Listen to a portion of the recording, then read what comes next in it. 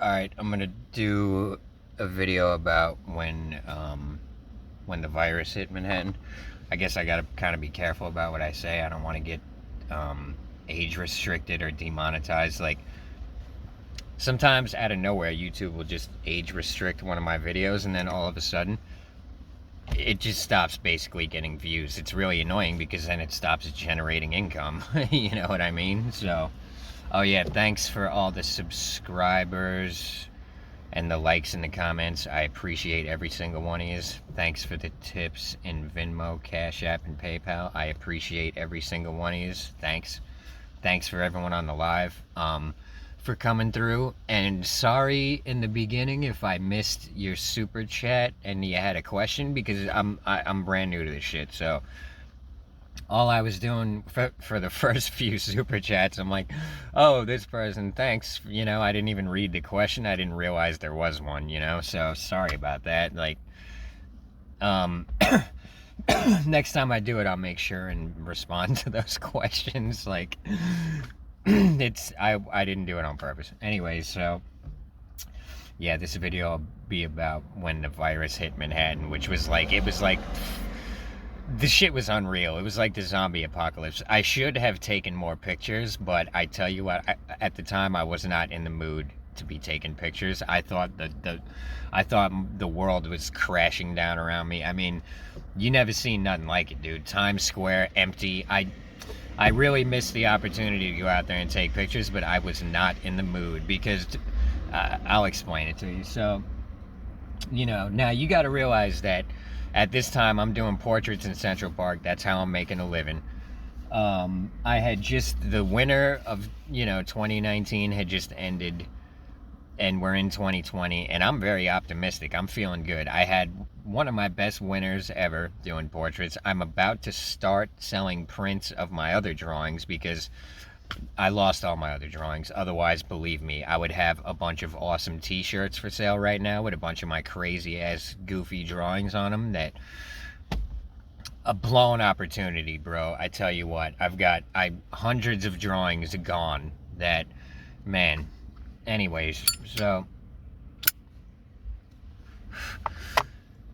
I was about to start selling prints of my other drawings because my little portrait business in Central Park was going pretty good, and I had just gotten through probably my best winter yet. The whole winter I had money, which is a rare thing for me because when it gets down below 25 degrees, ain't nobody stopping for portraits. If it was below 25 degrees, I didn't even try to do portraits because I knew it was pointless.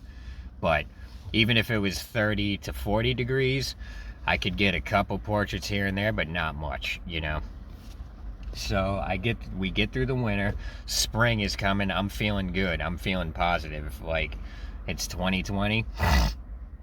I'm like a pro at living on the street at this point. I'm completely sober except for the occasional weed, I wasn't on no Suboxone, no heroin, no nothing. I'm feeling like $1,000,000. Money's going pretty good, and I'm about to start printing out other drawings and selling them, and I know that I'm about to take off, I'm feeling good. And so then I'm hearing about some friggin' virus spreading around China, and one of my Facebook friends was actually living in China at the time, so I was getting kind of up-to-date news on it, and I was seeing that she was starting to panic, and I'm like, uh-oh. And then I'm like, I'm seeing that this virus is spreading to other parts of the world, and I'm thinking, like, the instant this hits Manhattan, I don't know what's going to happen, but it is not going to be good because Manhattan is a place where it's so densely populated that, it's like, not only is it densely populated, but everyone's riding the trains, everyone's going in the stores. You're touching the handles, you're touching the rails, if a virus goes through Manhattan, it's going to hit everyone. So I'm sitting there thinking, like, man, if I could afford to leave Manhattan right now, I probably would, but I couldn't afford to leave. So sometimes you just got to trust that the universe it's not going to screw you too hard, but there was nothing I could do. So I just continued working in the park and doing my thing. And then it must have been early March when it hits Manhattan. And the entire city went into panic mode. And I'm not one to panic, but I gotta admit, I was slightly in panic mode too.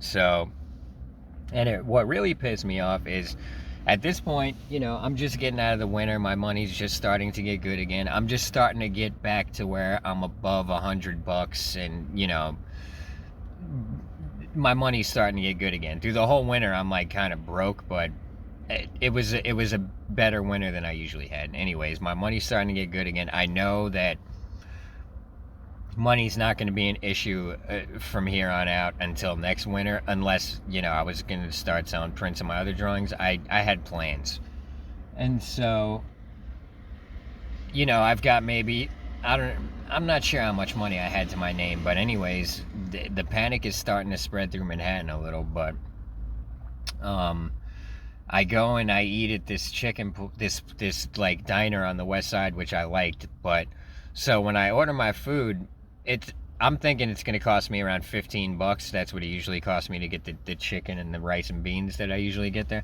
I get there to pick up my food, and he's like, "Oh, it's $30." I'm like, "What do you mean $30?" He's like, "Oh, I thought you wanted the dinner portion." I'm like, "What? Why all of a sudden would you do that? Usually it's $15." He's like, "Oh, and like a dumbass, I just paid for it. What I should have said was go fuck yourself and just left there, but I wasn't thinking, I'm like, oh, I ordered the food and now I gotta pay for it. But really, I should have been like, fuck you, $30 for a couple of pieces of chicken and some rice and beans. But it was more chicken, it's more food than I'm gonna eat. I couldn't even eat all this food in one day. So I was pissed off, dude. And I have a feeling that they did this because they had a feeling that the virus was going to shut everything down, and they're just ripping everyone off.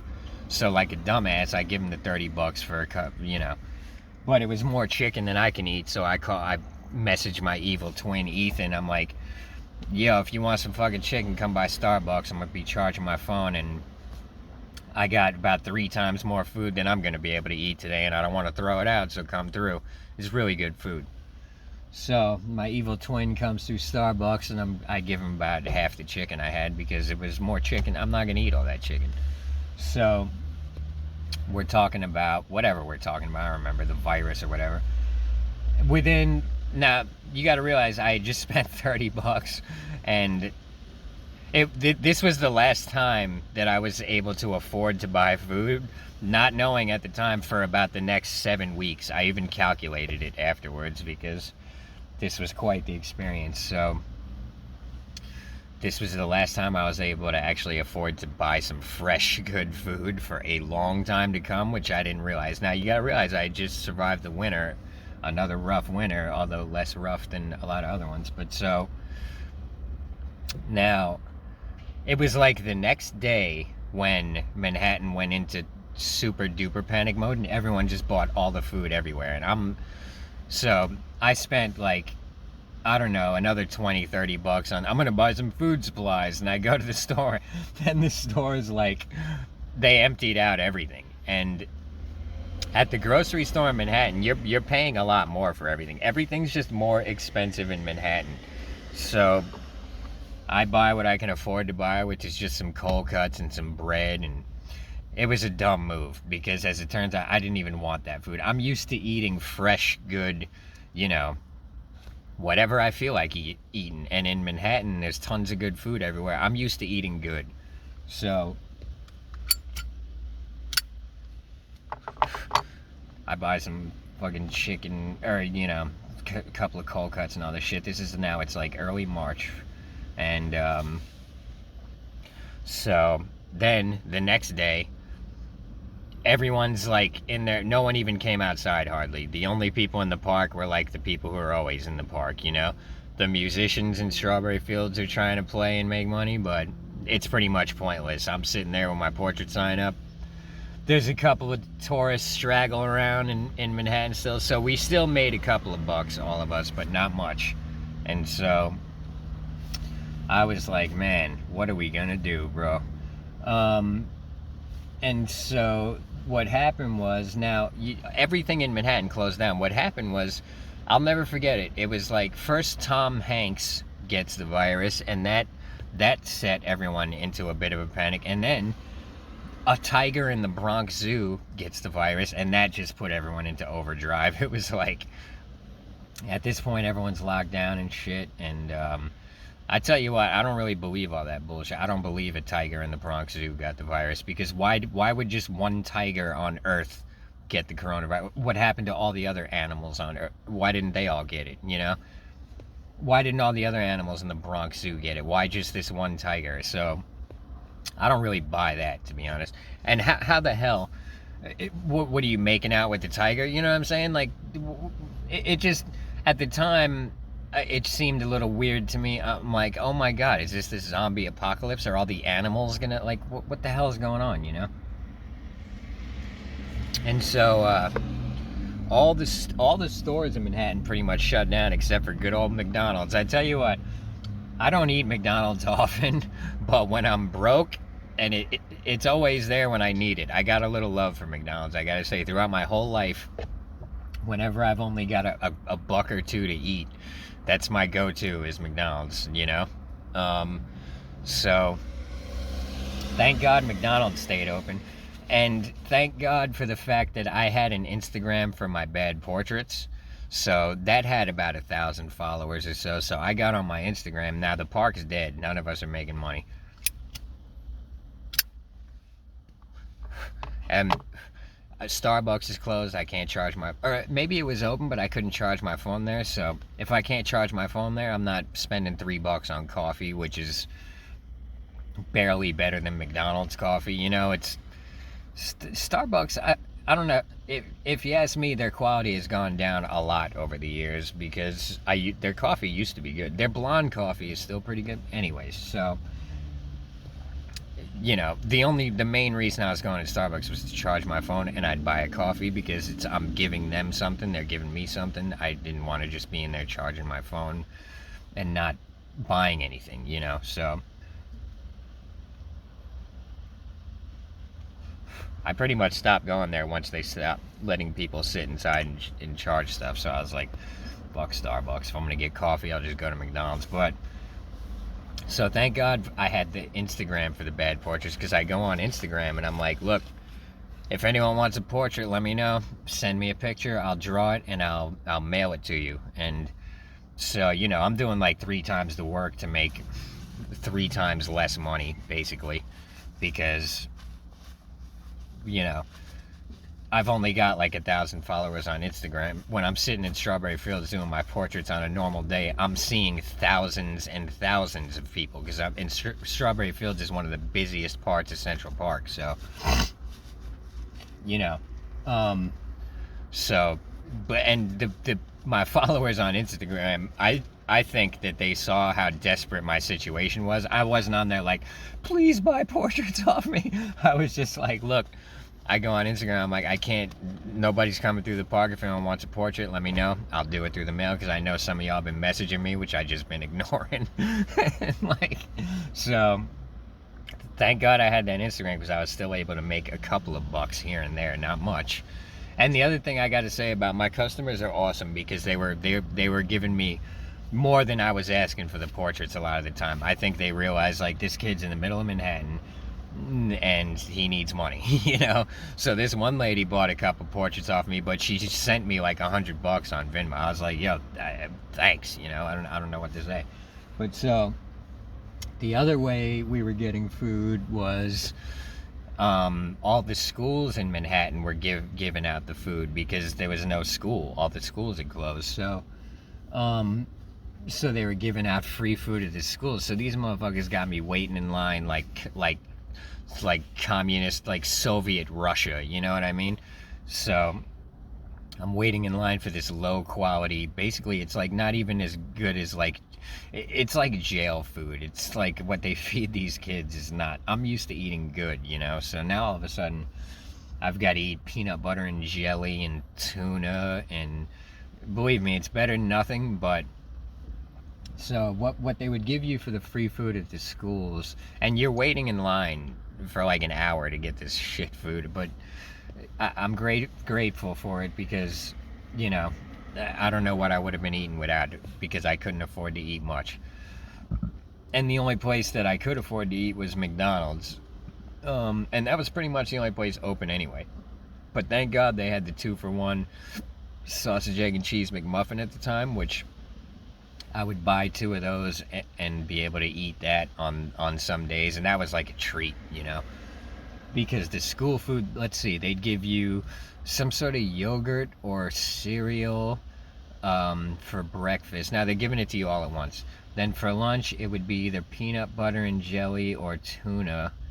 And then for the dinner, I guess it must have been peanut butter and jelly or tuna again. Because I don't remember eating anything else out of that thing. And there was some sort of piece of fruit in with it too. So, you know, for someone who's used to eating good halal food, good Spanish food, good Chinese food, there's really good Chinese restaurants in New York City that are like next level type shit. I'm used to eating good Italian food. Now I gotta eat this. And I'm not a fan of fish, you know, but the best thing out of this free school food was the tuna. It was like, all of a sudden, I was like looking forward to my tuna sandwich. And to this day, I still don't like tuna. It's not something, it's, you know, but at that time, the food was also gross and so low quality that I was like, oh, I can't wait to eat my tuna sandwich, you know.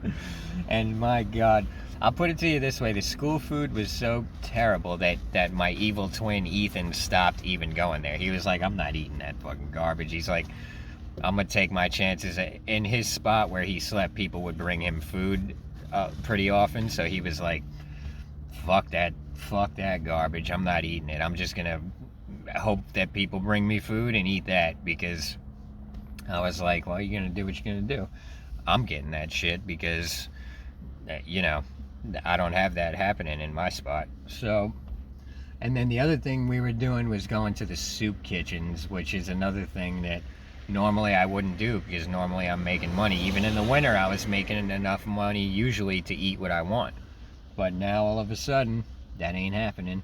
So we were going by the soup kitchen. So every time, you know, I'm waiting in line in the rain sometimes, and it sucked, dude. It was like the, you know, let me tell you something. If shit goes down, you do not want to be in Manhattan for it. That is one place that it's the last place on earth you want to be for something like this, because Manhattan is like, you may as well be in the middle of the desert. No one's growing food there, you know. No one's generating resources. All the food and everything is coming from the outside. So thank God McDonald's stayed going.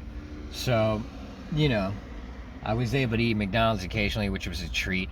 We were charging our phones at the cafe in the middle of Central Park, which is, it's some French name, I can't even pronounce it. Le Pen Quitien or something, I don't know. But that's where we were charging our phones. In fact, someone made a comment on one of my videos, and he saw me there. Me and Ethan, my evil twin, he's seen us at that cafe, which is, he made that comment. He's like, was that you? I'm like, yeah, that was me. And so, me and Ethan were just charging our phones there every day.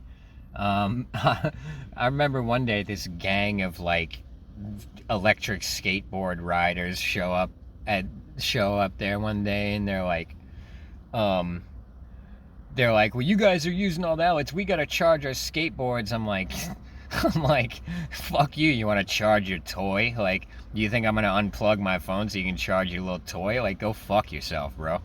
And they were all mad at us. They're like, you guys sit here all day and charge, we gotta charge. I'm like, man, go fuck yourself, you know. Anyways, so you know, we took that shit over. We like, fuck your toy, bro. I gotta charge my phone. You know what I'm saying? So some of them people were kind of mad at us, but they can go fuck themselves. You know what I mean? So, so that's where we were charging our phones every day until they turned the power off there, and then I was just charging my phone at the link stations, which they have these link stations all throughout Manhattan where you can charge your phone or get Wi-Fi or whatever. But so anyway, I'm eating at all these I'm eating a bunch of shit I don't want to eat. It's none of it's good. Soup kitchen food, and I've got to walk all over Manhattan to get this food, and I'm waiting in line to get this food. Actually, I had a bike at the time, and it just sucked, and it went on for like 7 weeks, and then so fortunately for me, I had a laptop and my phone was hooked up. Metro PCS, I got to give them some credit. They didn't turn my phone off. They did. And I called them up and I'm like, yo, Trump said y'all can't turn my phone off, so turn that motherfucker on. And they did. And so I still had service to my phone and I didn't have to pay for it. But so I was able to get on the Wi-Fi and apply for the stimulus check. And I had to mail it to one of my friends' houses on the Upper West Side. So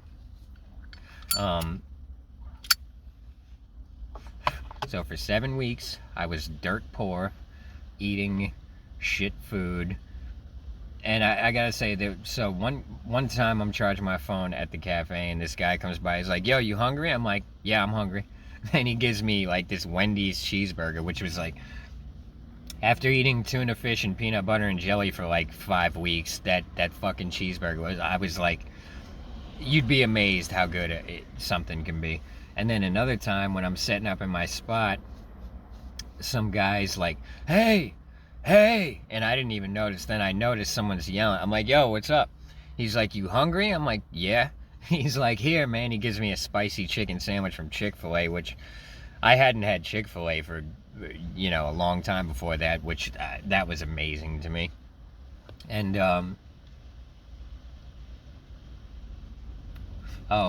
and then another way I was getting food was those homeless outreach people would come by our spots and bring us some food occasionally, which was relatively good compared to what we were getting in the schools and the soup kitchens. It was just like, some sort of sandwich and whatever. And so, at this point, the only food I'm eating is what I'm getting at the schools or what people are giving me, or it was rough. For 7 weeks I'm living like this, barely any money coming in. And you also got to realize I had just gotten through the winter, so it's like they added an extra 2 months to winter. It was dude, it was a nightmare. And so then I get the stimulus check and I'm like, this is great. So I went and cashed at a check cashing place, which I probably could have done at a bank for free. They charged me $20, but I didn't give a shit at the time. I was so desperate to have money. I'll never forget that day when I cashed my little stimulus check. I went straight to Lenny's, this place in New York where they got decent sandwiches, which Lenny's used to be a lot better, but whatever. It was like heaven on earth when I got to eat my little Lenny's sandwich for the first time in 7 weeks. And then what I did was I started hearing everyone's like, yo, you're a street artist, you can get unemployment. I'm like, bullshit, they're not going to give me unemployment. Everyone's like, you should apply anyway. So I'm like, well, why not? So I call up the unemployment and I'm just getting recordings and busy this and busy that, and they're telling me to go online. And so I go and I apply online and I'm thinking nothing of it. And then I'll never forget, one day, it must have been early June, and I'm running out of money again. My little stimulus check is running out, and I'm like, oh man, I don't know what the fuck I'm gonna do, because the park is still dead. And then all of a sudden, I wake up one morning to my phone going off, just one notification after another. And I look at it, and basically, and another thing was, I didn't have a fucking bank account at this time, but I made a Cashapp, which thank God Cashapp had a routing number and an account number. So I wake up to New York State dumping like 6 weeks of unemployment into my Cashapp all at once. Or I don't know how long it went, but they gave it to me like retroactive. So I woke up to thousands of dollars in my Cashapp, and I'm like, what the fuck just happened, dude? I'm like, oh my god. So I think it was about $6,000 that got dumped into my Cashapp that day, and I'm like, are you fucking kidding me, dude? I was like, I was like, this is a miracle, bro. So Um, I'm like, well, now I if I want to leave New York, I can. But you know what? I don't know. I didn't know what to think. So, but I was thinking like I want to live in a truck. I don't want to live on the street no more. And now I can afford one. 6 grand. I can get something, you know. And so I start looking into getting my license back, and the DMV in New York City was so backed up due to the virus and shit that I couldn't get my. Now you got to realize this is like the summer, and the DMV in New York City is backed up till about March, and I'm like, oh shit, you know. I'm like, if I just sit around here till March, that's going to affect how much I can spend on a truck, you know. So I'm like, I don't know about that shit. So then, and the other thing was I would have had to start from scratch. I would have had to, you know, I got my license when I was younger in Florida, when I was like 17, 18. And so my license had expired around, I don't know, maybe it was 2013, 14, I don't know. But so since it had expired so long ago in New York City, I would have had to start over. I would have had to go get one of my cousins on Long Island to let me borrow their car. It would have been this big, huge production, this big, huge pain in the ass. I would have had to pass some sort of road test and some sort of written test and all this bullshit. And I'm like, fuck this shit. So I go on the internet and I'm like, I had my Florida license expired. So I go, I'm like, so what would I have to do to renew my license in Florida if it expired like 10 years ago? And Google just said, yeah, in Florida, they don't care. You just come in and renew your license. You pass the eye test or whatever and renew your license. So I'm like, it looks like I'm going back to Florida to get my license. And then I'm going to buy a truck and live in it, and I'll take it from there, you know? So I spent the next couple of months just chilling in Manhattan, enjoying my last, you know, I know I'm leaving at this point. I was just chilling and, you know, hanging out in my city and just soaking it up, because I don't know when I'm coming back here. I know I'm leaving. And so it was around October 2020. I bought a train ticket because I had a bike and a really nice North Face luggage. Actually, I'll link that in this video, because it's, as far as a luggage on wheels, you're not going to get a better one than the North Face one. And believe me, I went through like three or four of these luggages living on the street, and the wheels just, when you're dragging that thing around all day, every day, the wheels go to shit pretty quickly. You know what I mean? I had to, half my life was spent repairing these piece of shit luggages with whatever wheels I could buy, and they just kept falling apart. But the North Face one has a different set of wheels that it's called the North Face Long Haul. I'll link it in the description. It's the best wheeling luggage I've ever seen. Take it from me. I've blasted through like 4 of these things, and these things cost hundreds of dollars each. So it's annoying when you spend, you know, $200-300 on something, which within 3 months it's a piece of garbage. You know what I mean? So I got the North Face one, which basically has like rollerblade wheels on it. So I would attach that to the back of my bike and just use it as like a trailer, you know what I mean? So that's why I took a train to Florida instead of a plane, because I wanted to take my bike and my luggage. So I take the train down, it's Amtrak, and it's weird, man. I got a picture on Instagram of, you know, the last picture I took in New York City, which was under Penn Station. It was a weird feeling, man, just leaving. I had been, you know, it was just weird, because I had no plans on coming back to Florida until the whole license thing happened, you know? So, and at this point, I've got maybe 10 grand in the bank in my Cash App from the unemployment and stuff, because they were giving everyone an extra, I don't know, $500 a week or something. So I had the coronavirus unemployment, and so I take the train down to Florida, and I'm basically staying in a hotel, which I don't want to do. because I don't want to just waste my money like that. But I don't know about sleeping on the street in Florida. Like, I don't know nothing about it. So I was stuck in that motherfucking hotel till about December. I was having a hard time. You know, my brother works full time. My niece like ain't got no car, so, and I wasn't about to just start calling my friends in Florida to try to have him be like my personal taxi driver, you know. But so, what I ended up doing was riding my bike to the DMV, renewing my license, and but I can't like ride my bike all over the place to get a truck, you know. So I was taking Ubers to go look at trucks, and didn't really like what I was seeing a lot of the times. And then my buddy Shane came in town from Colorado, and he drove me around to look at some trucks, because me and him went to high school together. He's one of my best friends. So anyways, I end up, right before Christmas, I end up buying this CRV, this Honda CRV. I think I paid like $4,000 for it, which was not a bad deal, but I ended up, you know, you gotta watch buying a used car in Florida, because these motherfuckers are slick around here. There's no lemon laws here, so they can sell you any piece of shit that can break down in a couple of weeks, and you can't do nothing about it. Anyways, I had to replace the head gasket in this truck after I bought it, and the head gasket started going bad within like the first couple of weeks of having it anyways. But so that was how I got my truck.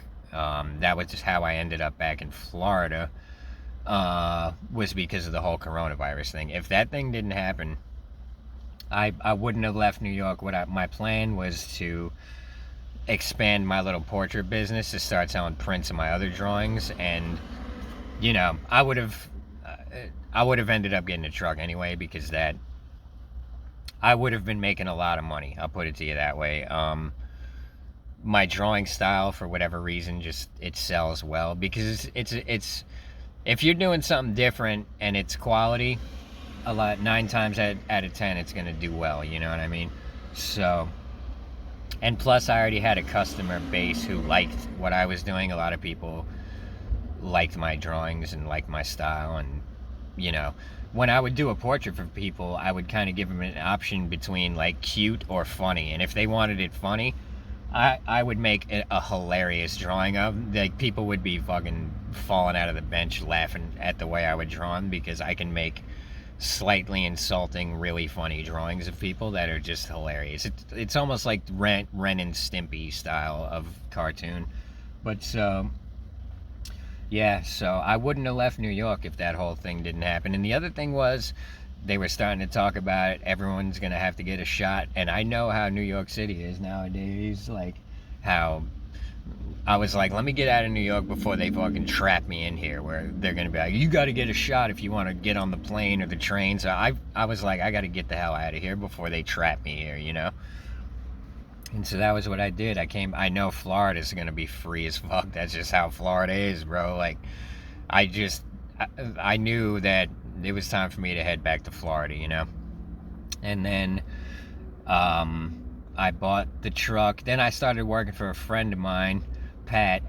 But the thing was, Pat didn't have that much work, and I really didn't want to like risk the unemployment, because he couldn't keep me working full time. So I was like, let me stop working for Pat and just stay with the unemployment until that runs out. So that was what I did. And that was the end of that. And what I started doing then was Uber. I didn't want to do, I knew I could probably do portraits on Clearwater Beach, but I didn't really feel like going to figure it out. As it turns out, I ended up going and figuring it out anyway. But so that's the story about when that shit hit Manhattan. I mean, it was like a movie. I mean, I wish I took pictures, because you ain't never seen Times Square like this, where nobody was in Times Square. Nobody was on the streets. People were afraid to go into the parks and stuff, but all the homeless people were like, fuck you, whatever, we're gonna do what we're gonna do. At one point, they had cops sitting at the entrance to Central Park and you know, all these little transplants from wherever they come from, they would just turn right around when they seen the cop. The homeless people would be like, you ain't gonna stop me from going in the park, you know? So we would all just go right through, and the cops were like, we're not here to stop you, you know? Like, they know you can't fuck with the homeless people because they ain't got nothing to lose. They'll fight you, bro. They don't care, you know? So yeah, I remember seeing the little, you know, the little Upper West Side yuppies seeing the cop and like, I can't go in the park. But us, we were just like, you ain't stopping me, motherfucker. I'm going in the park, bro. And they're like, yeah, go ahead, and, you know, just keep your distance or whatever. We're like, okay. And fucking another thing that was happening, since a lot of the bathrooms were closed, a lot of the homeless people were very pissed off at this time. They were shitting on the streets. They were shitting in bags, splattering it on the streets. People were angry, bro. And so, yeah, New York just turned into bedlam. And then all these riots and shit started happening. I guess I should do a video about that when all the BLM riots. I gotta be honest, I was pretty pissed off, man. I'm like, y'all fucking my whole city up, bro. I don't like it. And you turn martial law and all this shit. So, I didn't like it, bro. So, you know, they weren't running me out of my motherfucking city. I was like, I was angry, man. I tell you what, I was real angry, and I was like, I wasn't being too polite to them people, you know? I was like, I was fucking mad, bro. They were fucking my whole scene up. Anyways, I guess I can do a video about that when all them fucking riots were happening. They literally declared martial law in Manhattan. But yeah, I'll do that in another fucking video, man. I watched people breaking into shops, breaking windows, and all this shit. It was nuts. But yeah, 2020 was a crazy, crazy year, bro. I guess that's it. I guess I will check this video. Thanks again for the subs and the support and the comments and the likes and the tips. Cashapp, Venmo, PayPal. I'll put the link in the description. I appreciate every single one of yous. And I'll see y'all on the next one. I still got to do the Ilya video. I don't know, for some reason I felt like doing the COVID video. Anyways, I'll see y'all on the next one.